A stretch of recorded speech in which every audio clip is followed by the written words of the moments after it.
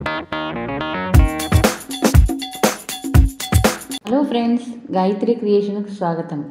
ఈరోజు నేను వేదుల సుభద్ర గారి అగ్రహారం కథల్లోని నలుడా భీముడా అనే కథ గురించి చెప్పబోతున్నాను. పెద్ద రుబ్బుడుగుండిలో పచ్చడి రుబ్బుతున్న సావిత్రి చేతిగాజుల గలగలను చూస్తూ కూర్చున్న 5 ఏళ్ల రాముడు అమ్మ ఉప్పు వేయలేదు వచ్చి రాని మాటలతో అన్నాడు. పక్కవారింట్లో శ్రీమంత భోజనానికి వంట చేస్తున్న ఆవిడ గబగబా ఇంటావిడని పిలిచి కొద్దిగా రుచి చూపించింది. మడి వంట కాదు కనుక వెయ్యలేదని ఆవిడ చెప్పగానే వెంటనే ఉప్పేసి రుబ్బడం పూర్తి చేసింది. వీడు ఎలా గమనించాడా అని ఒక్క క్షణం ఆశ్చర్యపోయినా తర్వాత పని హడావుడిలో పడి దాని గురించి పూర్తిగా మర్చిపోయింది. సావిత్రి వాళ్ళది సామాన్యమైన కుటుంబం. ఆవిడ భర్తను అందరూ ఉప్మా పంతులు గారు అంటారు. ఆయన అసలు పేరేమిటో మరి. అల్లం నిమ్మరసం జోడించి కరివేపాకు పోపు వేసి ఉప్మా అంటే ఆయనకు ప్రాణం. 3 పూటలా పెట్టినా విసుగుండదు. అందుకే అందరూ అలా అంటారు ఆయన్ను. గొప్ప భోజన ప్రియుడు. దానికి తోడు సావిత్రి వంట కమ్మగా చక్కగా చేయడం ఆయనకు కలిసి వచ్చింది. పక్క ఊర్లోనే కిరాణం కొట్లో పద్దులు రాస్తాడు ఆయన. 4 ఆడపిల్లలు, వాళ్లకు నడి మధ్యలో రాముడు. ఉప్మా పంతులు గారిది ఒకప్పుడు కొద్దో గొప్ప ఉన్న కుటుంబమే. అయితే ఆయన తండ్రి హయాంలో అలవిగాలిన ఖర్చులతో ఉన్నదంతా ఊడ్చిపోయింది.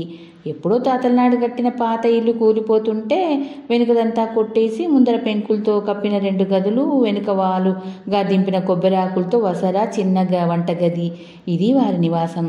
ఒకప్పుడు ఘనంగా జీవితాన్ని చూసిన వాడు కనుక ఆయనకి ఇప్పటి పరిస్థితులు చూస్తే బాధగానే ఉంటుంది. రెక్కాడితే కానీ డొక్కాడని తమ స్థాయి చూసి ఆయనకు బెంగగా ఉండేది. పిల్లల్ని ఎలా పెంచి పెద్దవాళ్ళని చేస్తామా అని చింతపడేవాడు. కూర్చొని చింతపడితే ఒరిగేదేమీ లేదు, మనకు వీలెంత కష్టపడాలి అనేది సావిత్రి అభిప్రాయం. సావిత్రి చాలా నెమ్మదైన మనిషి. ఇరుగు పొరుగు వారికి ఎప్పుడూ చేదోడు వాడుగా ఉండేది. అందుకే ఆవిడంటే అందరికీ ఇష్టం. బాగా వంట వచ్చు కనుక చిన్న చిన్న శుభకార్యాలకు ఊళ్ళో వాళ్ళు వంట వార్పు పై పని అది చేసి వారిచ్చే తెచ్చుకునేది. పంతులు గారికి అది నచ్చేది కాదు. మీకు కొట్లో ఇచ్చే 200తోనూ వెనుక ఉన్న 2 కొబ్బరి చెట్లతోనూ ఇల్లు గడిచిపోతే ఇంకా దిగులేముంది. ఏదో ఊరికే కూర్చొని తినకుండా వేణీళ్ళకి చన్నీళ్ళు అనేది. ఉప్మా పంతులు గారికి రాముడంటే ప్రాణం. వాడిని ఎలాగైనా పెద్ద చదువులు చదివించాలని, వాడు పెద్ద ఉద్యోగం చేసి బాగా డబ్బు సంపాదిస్తే తాను ఉంటున్న ఈ పెంకుటిల్లో ఊరిలో బాగా పెద్ద డాబా వేసుకోవాలని ఆయన కోరిక. రాముడు బాగా చదివి పెద్ద ఉద్యోగం చేస్తున్నట్టు, చక్కటి జీతం ఇంటికి తెస్తున్నట్టు ఇలావేవో ఊహించుకునేవాడు. అంతేకాదు ఎప్పుడు తెల్ల కాగితాలు ముందేసుకొని దాని మీద పెన్నుతో రకరకాల డాబా ఇళ్ల బొమ్మలు గీసుకొని దాచుకునేవాడు. నా జీవితానికి ఇవే 2 కోరికలు అనేవాడు సావిత్రితో. బానే ఉంది సంబడం, కోరికలే గుర్రాలైతే అని. అయినా మన కోరికలు మనం తీర్చుకోవాలి కానీ పిల్లల్ని తీర్చడం ఏమిటి అనేది సావిత్రి. ఒక్కొక్కటి కూర్చుకుంటే కానీ ఒకసారి అన్ని అమర్చుకోవడం కష్టమని అప్పుడో 2 ఇప్పుడో 3 అలా దాదాపు 25 ఇటుకలు కూడా కొని పెట్టాడు. డాబా ఇంటికి ఇవి పెద్ద లెక్కేమిటండి అని ఎవరైనా అంటే, అమ్మమ్మ అలా అనకండి, 25 ఇటుకలు కొనడం అంటే మాటలు కాదు అనేవాడు. వాళ్ళ పలకరింపులో ఉన్న హేళనలను వెటకారం ఆయనకు అర్థమయ్యేది కాదు. వెనక ఎవరైనా నవ్వుకున్నా అతనికి తెలిసేది కాదు. మొత్తానికి ఆయన డాబా ఇంటి కల్లో ఊరిలో కొందరికి నవ్వులాటగా తయారైంది. అయినా ఆయనకి ఇవేవి పట్టదు. తండ్రి ఎంత కలవరించినా రాముడికి చదువు మీద పెద్దగా శ్రద్ధ అబ్బలేదు. చదువు అబ్బలేదు. స్కూలుకు వెళ్ళక పంతులు గారితో తిట్లు దెబ్బలు తినేవాడు. స్కూల్లో మాస్టర్ కూడా వీడికి చదువు రావడం కష్టమండి అనడంతో పంతులు గారికి దిగులుగా ఉండేది. ఎలాగైనా చదివించాలని ఎంతో ప్రయత్నించాడు. ఇంటి మాట ఎలా ఉన్నా వాడు చదువుకొని ప్రయోజకుడైతే చాలనుకున్నాడు. కానీ చదువు లేకుండా రాముడు ప్రయోజకుడు అవుతాడని ఆయనకు అప్పుడు తెలీదు. రామునికి 10-12 ఏళ్ల వయసు ఉన్నప్పుడు ఇంట్లో రాముడి అక్కలు ఆడబిడ్డలు ఇద్దరూ బయటికి వెళ్ళారు. పక్క ఊర్లో ఉన్న వాళ్ళ దొడ్డమ్మ ఇంటికి. సావిత్రి ఇంట్లోకి రాకూడని పరిస్థితి. వంట ఎలా అన్న సమస్య వచ్చింది.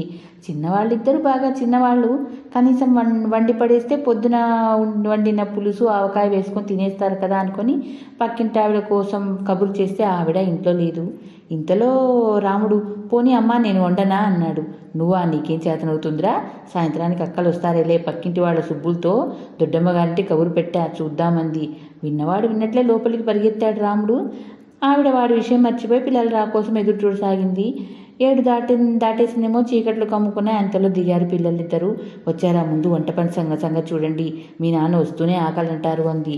వంటింట్లోనికి వచ్చిన పెద్ద పిల్ల బాగా ఆశ్చర్యపోయింది. అమ్మ, వంట ఎవరు వండారే? చక్కగా సన్నగా తగిన దొండకాయ కూర, దోసకాయ పచ్చడి, చారు, పైగా పొయ్యి కూడా చక్కగా అలికేసి ముగ్గు కూడా వేసింది అంది. అప్పుడే తోటలోంచి వచ్చిన రాముడు తనే వండానని చెప్తే అందరూ ఆశ్చర్యపోయారు. నిండా 12 ఏళ్ళు లేని వాడింత రుచిగా పద్ధతిగా ఎన్నో ఏళ్ళు అనుభవం ఉన్నవాడిలా ఎలా వండాడే అని. అమ్మ, నీకంటే తమ్ముడే బాగా వండాడే అంది బాల సంబరంగా. తాను తిన్నాక ఆకుల్లో తల్లికి అన్నం పెడుతూ ఉప్మా పంతులు గారు కూడా రాముడి వంట మెచ్చుకోకుండా ఉండలేకపోయాడు. కానీ పైకి మాత్రం ఇవాళంటే సరి, కానీ రేపటి నుంచి మీ ఇద్దరు వండండి, మగపిల్లాడు కాదు అన్నాడు. అలా మొదటిసారి రాముడికి వంటంటే ఉన్న ఇష్టము, దాంట్లో ఉన్న నేర్పు వాళ్లకు తెలిసింది. కానీ ఉప్మా పంతులు గారు మాత్రం బాగానే ఉంది సంబడం, ఇలా అవి కూడా మానేస్తారు, తర్వాత వంటలు చేసుకుంటూ బతకాల్సిందే అన్నాడు చికాగ్గా. అయినా ఇదంతా నీ వల్లనే, ఊరి వాళ్ళ ఇళ్లలో వంటలు అర్పులు చేయొద్దే అంటే విన్నావా అని సావిత్రి మీద ఎగిరిపడ్డాడు. అలా మొదలైంది రాముడి వంటల ప్రస్థానం. అలా అని ఎప్పుడూ వంటల విషయాలే మాట్లాడేవాడు కాదు. సమయానికి వెళ్ళడం, శుచిగా రుచిగా నలుగురికి మెచ్చేలా వండడం అంతే. ఎక్కడికి వెళ్ళినా అందరూ మెచ్చుకోవడం, మళ్ళీ మళ్ళీ పిలవడం రాముడికి సరదా ఎక్కువై నేను ఇదే పని చేస్తాను అని అన్నప్పుడు వాళ్ళ నాన్న పేకబెత్తంతో వాయించాడు. వెధవా, ఇదెందుకు పనికి వస్తుందిరా, శుభ్రంగా చదువుకోక అని. అయిందిలే, నువ్వేదో చదివి ఉద్ధరిస్తావనుకున్న ఆశ లేదు, వానొస్తే కారే పెంకుటిని డాబాగా చూసుకునే రాత లేదు అని బాధపడ్డాడు. చివరికి రాముడి మాటే నెగ్గింది. చుట్టుపక్కల ఊర్లో కూడా రాముడి పేరు తెలిసిపోయింది. ఒక్కొక్కరుగా వచ్చి పిలవడాలు అవి మొదలయ్యాయి. 20 ఏళ్ళు నిండేసరికి చాలా చెయ్యి తిరిగిన వంట బ్రాహ్మడిగా పేరు తెచ్చుకున్నాడు. పెళ్లిళ్ళ సీజన్లో ఊపిరి సలపని పని 3-4 నెలల ముందే చెప్తే కానీ రాముడికి ఖాళీ ఉండదు. కాకినాడ నుంచి, రాజమండ్రి నుంచి కూడా కార్లు వేసుకొని మరీ వచ్చి పిలుస్తారు. దగ్గరుండి ఎక్కించి తీసుకొని వెళ్తారు. పేరుకు పేరు, రాబడి 2 బాగా ఉండడంతో పంతులు గారు పెద్దగా ఏమీ అనటం లేదు. రాముడికి 20 ఏట కాకినాడలో ఏదో ప్రైవేట్ కంపెనీలో చిన్న గుమాస్తాగా పనిచేస్తున్న రాజారావు గారి అమ్మాయి నాగలక్ష్మితో పెళ్ళయింది. నాగలక్ష్మి చాలా తెలివైంది, చురుకైంది, 10వ క్లాస్ పాస్ అయింది. కాపురానికి వచ్చిన వారానికే అత్తగారు చెవిన తన ఉపాయాన్ని వేసింది. అత్తగారు, మనం చక్కగా చక్కెరాలు, చలిమిడి, పూతరేకులు అవి చేసి అమ్మచ్చు కదా అని. రాముడితో మాట్లాడాక అత్తా కోడలిద్దరు ఆ పని మొదలు పెట్టారు. అగ్రహారంలోనే ఇంకా అక్కడే కాదు, చుట్టుపక్కల ఊళ్ళల్లో కూడా అందరికీ తెలిసి పట్నంలోనూ విదేశాల్లో ఉన్న తమ పిల్లలకి పంపించడానికి వీళ్ళ దగ్గరికి వచ్చేవారు. 3 నెలల తర్వాత నాగలక్ష్మి ఇడ్లీ పిండి రుబ్బే గ్రైండర్ కొంది. మరో 2 వారాల తర్వాత ఊరిలో ఎవరు కూడా ఇడ్లీలకు, రొట్టె ముక్కలకు, వడియాలకు కూడా పప్పు గుంటలో రుబ్బుకోలేదు. మరి పొద్దున్నే స్నానం చేసి మడిగా రుబ్బి నాగలక్ష్మి ఇస్తుంది. పంపిన వారి ఇళ్లలో తీసుకెళ్ళడానికి చిన్నపిల్లలు ఎవరు లేకపోతే తనే తెచ్చి ఇస్తుంది కూడా.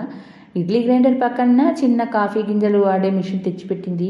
ఈ పిల్ల పుణ్యమా అని కాఫీ పొడికి అమలాపురం పరిగెత్తక్కర్లేదు, ఎప్పుడు కావాలన్నా వెంటనే ఇస్తుంది అనుకున్నారు ఊరి వాళ్ళు. పక్క ఊరి జమీందారింట్లో వారి ఆఖరమ్మాయి పెళ్లి. రాముడికి వారి గుమాస్తానిచ్చి కబురు చెప్పి వెళ్ళారు. ఆ రోజు కారు పంపిస్తామని చెప్పి వెళ్ళారు. 4 రోజుల్లో పెళ్లి వచ్చిందనగా మొదలైంది కోరున గాలి వాన. అదృష్టవశాత్తు మగ పెళ్లి వారు వచ్చేశారు. పెద్ద టార్పాలిన్ తెచ్చి పెళ్లికని వేసిన పెద్ద పందిరి మీద కప్పారు. ఇంకొకటి వంట చెరుకు మీద ముసురు పట్టి హోర్న కురవడము, 10 నిమిషాలు తెరిపి ఇచ్చినట్టే ఇచ్చి మళ్ళీ మొదలు పెట్టడము. ఇదేమిట్రా, సమయానికి ఇలా పట్టుకుంది మాయదారి వాన అని అంతా తిట్టుకున్నారు. లంకంత ఇల్లు, చెప్పలేనన్ని సావళ్ళు ఉన్నాయి కనుక ఎంతమంది వచ్చినా కూర్చోడానికి, భోజనాలు చేయడానికి బెంగలేదు. కానీ ఇంతమందికి వంటలు ఎలాగూ?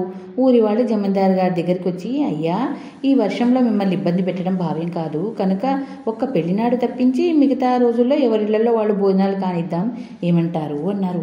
అబ్బాయి, ఒకసారి మాట ఇచ్చాక మాటే, 100 ఆరైనా సరే అన్నారు. చేసేది లేక వాళ్ళు ఇళ్ల దారి పట్టారు. పశువులని ప్రహరీ లోపల ఉన్న పాకల్లో కట్టేశారు. తాటాకు గొడుగులు వేసుకొని పాలు తీసుకురావడం దగ్గర నుంచి రకరకాల పిండి వంటలతో పూటకో రకంగా భోజనాలు వడ్డించడం దాకా ఏ లోటు లేకుండా జరిపించారు. అలా 4 రోజులు ఏడిపించి సరిగ్గా మంగళసూత్రధారణ అవగానే చేత్తో తీసేసినట్లు మాయమైంది వాన. మొత్తానికి పెళ్లి మాత్రం బ్రహ్మాండంగా జరిగింది. జమీందారు గారు గనక నిలబడగలిగారు ఈ గాలివానకు, మామూలు వాళ్ళైతేనా అనుకున్నారు ఊళ్ళో వాళ్ళు.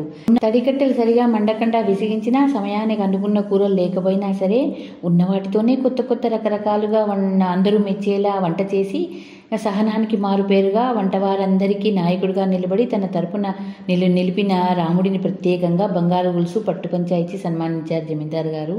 అంతేకాదు, నెల జీతం మీద మా ఇంట్లో వంట చేయవయ్యా, నీ చేతితో పప్పు పులుసు చేసిన పరమాన్నంలా ఉంది, మీ ఇంటికి సరిపడా నెల సరుకులన్నీ నేను బండిలు తోలిస్తాను, జీతం ఇస్తాను అన్నా సరే రాముడు మా ఊరి వదిలి రాలేనండి అని సున్నితంగా తప్పించుకున్నాడు. తమరింట్లో ఎప్పుడు కావలసినా కాకితో కబురు పెట్టండి, చిటికన్లో వచ్చి వాలిపోతాను అన్నాడు. అసలు సంగతి అది కాదు. ఎవరి దగ్గర పనిచేయడం రాముడి వల్ల కాదు. అదీకాక పెద్ద వయసులో తల్లిదండ్రులు వదిలి ఉండలేక దేవుడి దయ వల్ల రాముడి సంపాదన 3 కాజాలు 6 బజ్జీలు ఉన్నట్టుగా ఉంది.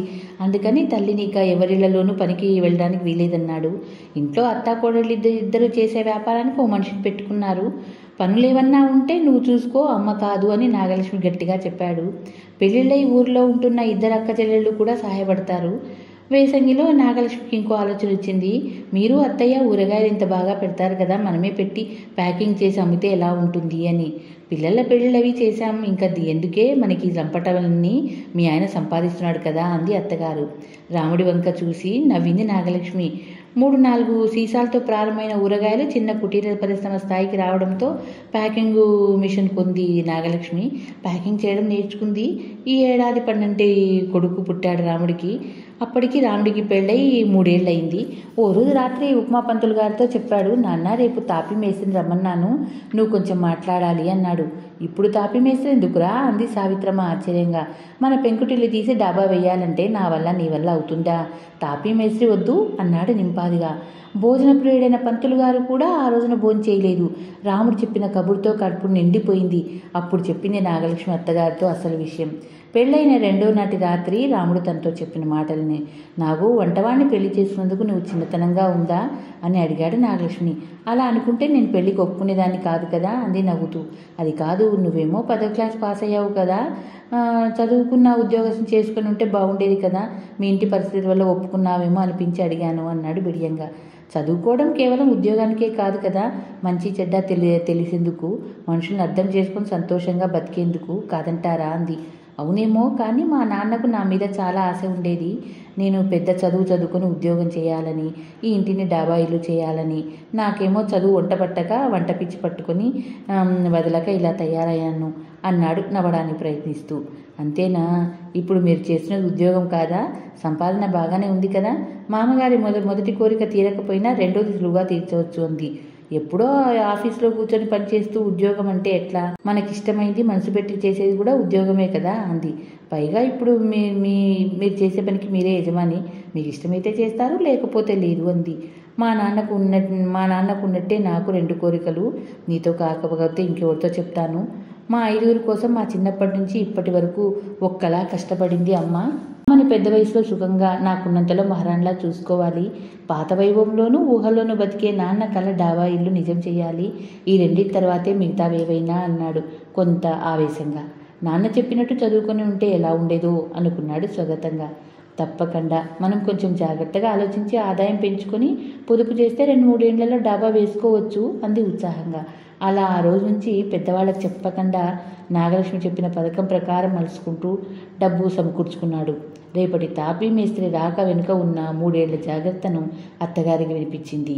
కోడల్ని ఎంతో అపురూపమైన వస్తువు చూసినట్టు చూస్తూ, ఎన్ని తెలివితేటలే నీకు నా బంగారు తల్లివి అంది మురిపెంగా. ఇల్లు కింద ఉన్న 2 గదులకు తోడు మరో 2 గదులు వేసి పైన డాబా లేపి చుట్టూ నెమళ్ళు లతలు అంచులతో ఉన్న పిట్ట కూడా వేశారు. దానికి రంగులు వేయించి గృహప్రవేశము పిల్లాడి బారసాల ఒకేసారి పెట్టాడు రాముడు. ఈసారికి మాత్రం వంట చేయడం నాకు కుదరదండి, పీటల మీద కూర్చోవాలి కదా నవ్వుతూ అన్నాడు ఊళ్ళో వాళ్లతో. చంద్రశేఖర్ నిలయం అని తన ఇంటికి, చంద్రశేఖర్ అని తన కొడుకు పేర్లు పెట్టుకున్నాడు. ఎందుకంటే ఉప్మా పంతులు గారి అసలు పేరు చంద్రశేఖర శాస్త్రట. వీడికి రాముడని ఎందుకు పేరు పెట్టారమ్మా అంటే, వంటలు బ్రహ్మాండంగా వండుతాడు, అసలు వీడు నలుడా భీముడా అని సావిత్రమ్మని అడిగే ఊరి వారందరూ తల్లిదండ్రుల్ని ఇంత కడుపులో పెట్టుకొని చూసుకుంటున్నాడు, తండ్రి కోరిక తీర్చడం తన లక్ష్యంగా చేసుకున్నాడు కనుక వీడు ఖచ్చితంగా రాముడే అనుకున్నారు. ఒక చేత్తో మనవడిని ఎత్తుకొని మరో చేత్తో తన భుజం మీద తువ్వాలతో చంద్రశేఖర్ నిలయం అన్న బోర్డును రోజు శుభ్రంతుగా తుడిచే ఉప్మా పంతులు గారిని చూసి ఎవ్వరూ నవ్వటం లేదు. ఇప్పుడు నవ్విన నాపచే